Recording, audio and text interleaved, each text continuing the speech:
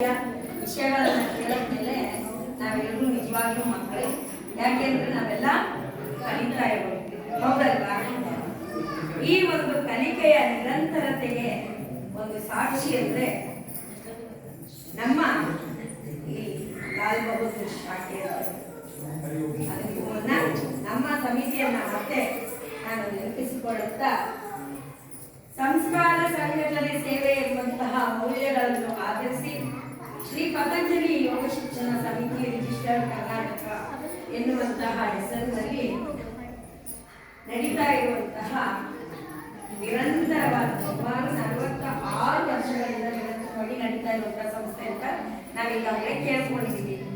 ನನಗೆ 5 ನಿಮಿಷಗಳ ಕಾಲ ಮಾತನಾಡಿ ಪಂಚವಾರ್ಷಿಕ ಈ ಸಾಧನೆಯ ಬಗ್ಗೆ ಅಂದ್ರು, 1 ನಿಮಿಷದಲ್ಲಿ 1 ಸಾಧನೆಯ ಬಗ್ಗೆ ಮಾತನಾಡಿದ.